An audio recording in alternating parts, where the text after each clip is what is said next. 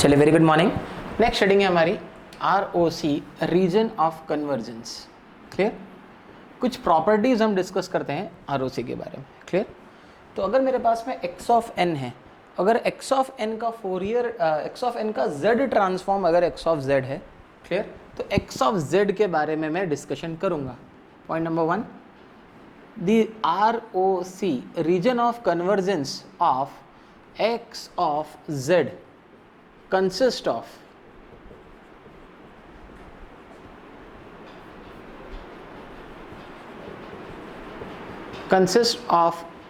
a circle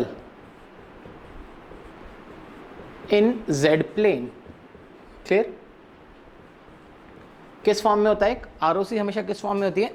एक circle के form में होती है ना। इसको हम पहले भी देख चुके हैं कि अगर आप सर्कल के फॉर्म में क्यों होती है, क्योंकि आपका समीशन फ्रॉम माइनस इन्फिनिटी से लेके plus infinity x of n z to the power minus n का z ट्रांसफॉर्म निकलता है x ऑफ z, जहाँ पर z क्या होता है? z होता है r e to the power j omega. r क्या है? मैग्नीट्यूड है ना, और ओमेगा क्या है? फेज है। तो जैसे जैसे फेज चेंज होता रहता है, मैग्नीट्यूड कांस्टेंट है और फेज चेंज हो रहा है, तो आपका जो बनता है वो एक सर्कल फॉर्म होता है। क्लियर? तो ये पहली प्रॉपर्टी है कि ROC of x of z consist of a circle in a z plane which is centred about origin, is always centred about origin. Clear? चलिए नेक्स्ट प्रॉपर्टी के ऊपर डिस्कशन करते हैं। नेक्स्ट प्रॉपर्टी है the ROC of x of z। Clear? Point number 2, ROC of x of z does not contain any pole। Clear? ROC of x of z does not contain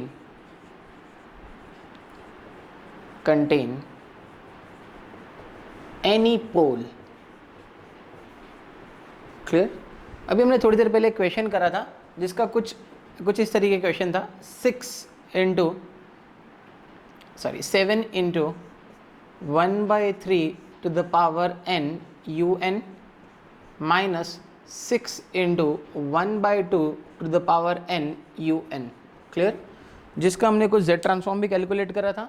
इसका z transform कुछ ऐसा आ रहा था आपका, z into z minus 3/2 upon में आ रहा था।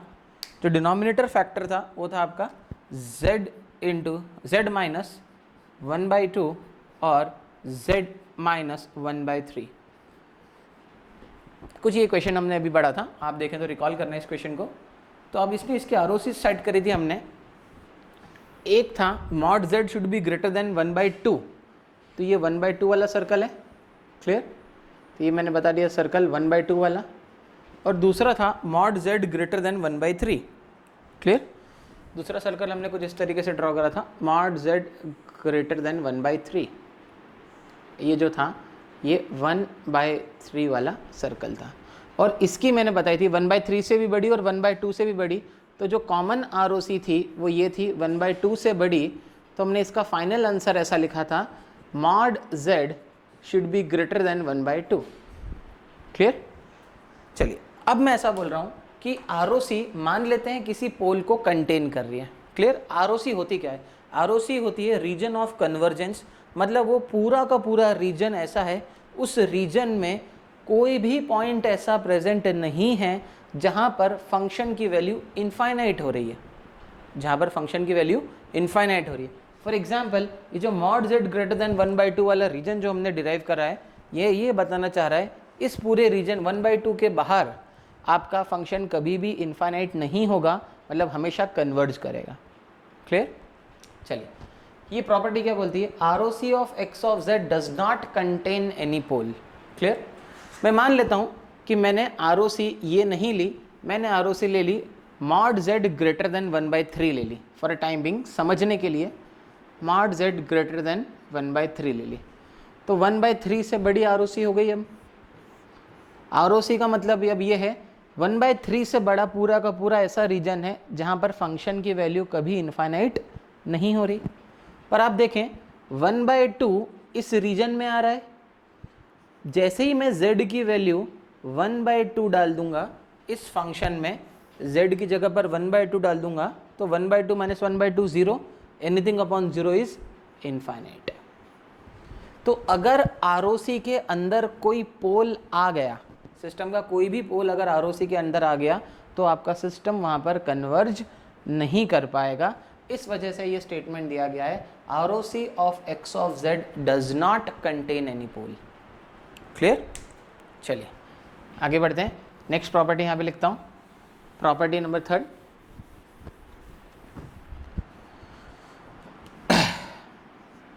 If x of n is of finite duration,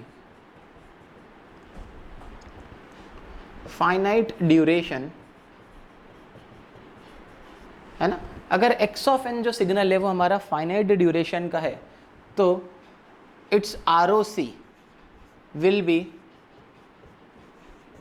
entire z plane except possibly at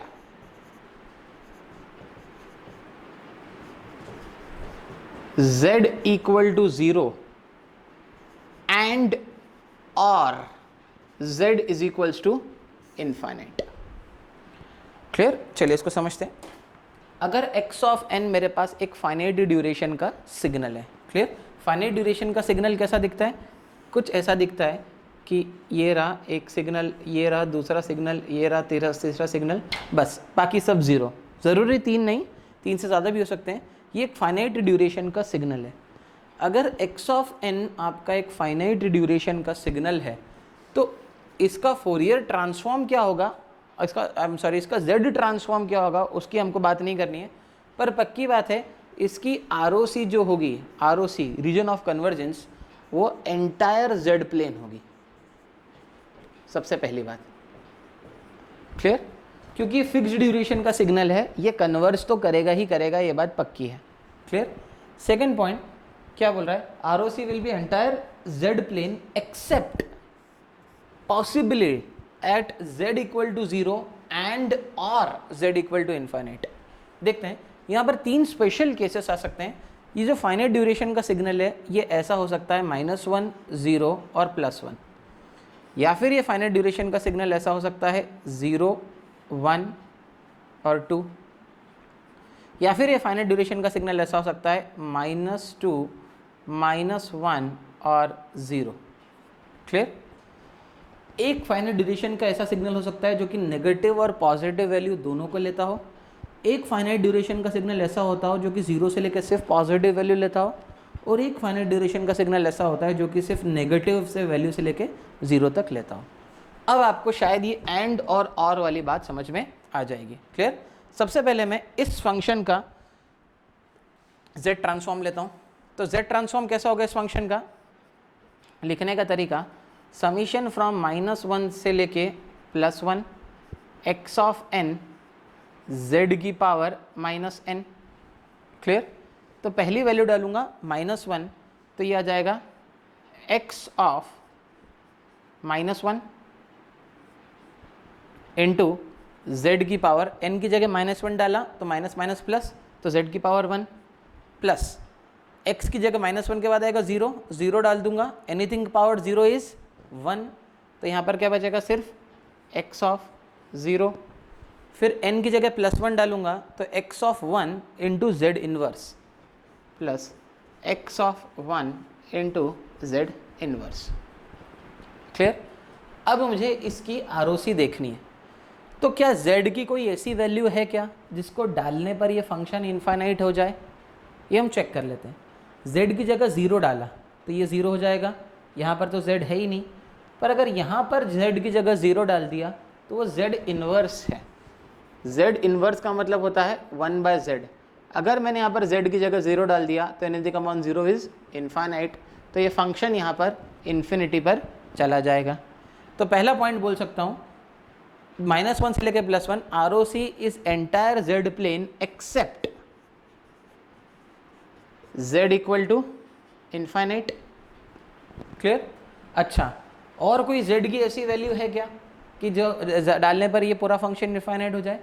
अगर मैं z की जगह पर इनफाइनाइट डाल दूँ तो अगर मैं जैसी z की जगह इन्फाइनाइट डाल दूंगा, फिर आई एम सॉरी ज़ीरो, अभी ज़ीरो के लिए डिराइव करा था, z की जगह जैसे ही इन्फाइनाइट डाल दूंगा मैं, तो ये पॉइंट भी पूरा आ जाएगा इन्फाइनाइट, तो पूरा फंक्शन इन्फाइनाइट। तो इस केस के लिए लिख सकते हैं जब -1 से लेके +1 या नेगेटिव वैल्यू से पॉजिटिव वैल्यू की तरफ सिग्नल आ रहा है और फाइनाइट ड्यूरेशन का है, तो ROC is entire z plane except at z equal to 0, क्योंकि z इक्वल टू 0 पर ये पॉइंट इन्फाइनाइट हो जाएगा, and z equal to infinite, क्योंकि z इक्वल टू इन्फाइनाइट पर ये पॉइंट इन्फाइनाइट हो जाएगा। क्लियर? चलिए और आगे बढ़ते हैं, बचे हुए दोनों केसेस भी एक बार देख लेते हैं यहाँ पे। अगर मैं सेकंड वाले केस के बारे में बात करूं, तो मैं ये 0, 1 और 2, तो लिखने का तरीका यहाँ पर कैसा होगा, समीशन फ्रॉम 0 से लेके 2, clear, x of n z की पावर -n, ये जाएगा मेरा x ऑफ 0 प्लस फिर 1 डालूंगा तो आ जाएगा x of 1 z inverse plus x of 2 z की पावर -2। क्लियर? तो ROC क्या है, ROC एंटायर z प्लेन, क्योंकि फिक्स्ड ड्यूरेशन है, तो फिक्स्ड ड्यूरेशन है तो सबसे पहले लिख दो एंटायर z प्लेन एक्सेप्ट, अगर अब मैं यहाँ पर z की जगह पर इन्फाइनाइट डालता हूँ तो ये 1/∞ यानी कि ये 0, 1/∞ यानी कि 0, तो 0 डालने पर फंक्शन इन्फाइनाइट डालने पर फंक्शन जो है वो इन्फाइनाइट नहीं हो रहा है। और अगर मैं यहाँ पर z की जगह पर 0 डाल दूँ तो आप देखेंगे जैसे ही मैंने z की जगह 0 डाल दिया तो ये दोनों वैल्यूज़ क्या हो जाएंगे, आपके इन्फिनिटी की तरफ टेंड कर जाएंगे। तो आप लिख सकते हैं entire z plane except z equal to 0। फिर जैसे ही मैं z की जगह 0 डालूंगा तो ये दोनों फंक्शन कहाँ चले जाएंगे, इन्फिनिटी पर चले जाएंगे, मतलब z इक्वल टू 0 पर सिग्नल कन्वर्ज नहीं हो रहा है, तो entire z plane except z equal to 0। Third case देख लेते हैं हमारा, थर्ड केस है हमारा समीशन फ्रॉम -2 से लेके 0 तक x ऑफ n z की पावर -n। क्लियर? तो ये हो जाएगा आपका x ऑफ -2 z की power -2 plus x of -1 z की power -1 plus x of 0 z की power 0 is 1। Clear? I am sorry, -2 डालेंगे तो माइनस माइनस प्लस हो जाएगा, -1 डालेंगे तो माइनस माइनस प्लस हो जाएगा, और 0 डालेंगे तो कुछ बात ही नहीं है। अगर अब मैं z की जगह 0 डालता हूँ तो ये भी 0, ये भी 0, तो फंक्शन कन्वर्ज हो रहा है। पर अगर अब मैं z की जगह इन्फाइनाइट डालता हूँ तो ये भी इन्फाइनाइट और ये भी इन्फाइनाइट, तो इसकी ROC क्या होगी, एंटायर z प्लेन एक्सेप्ट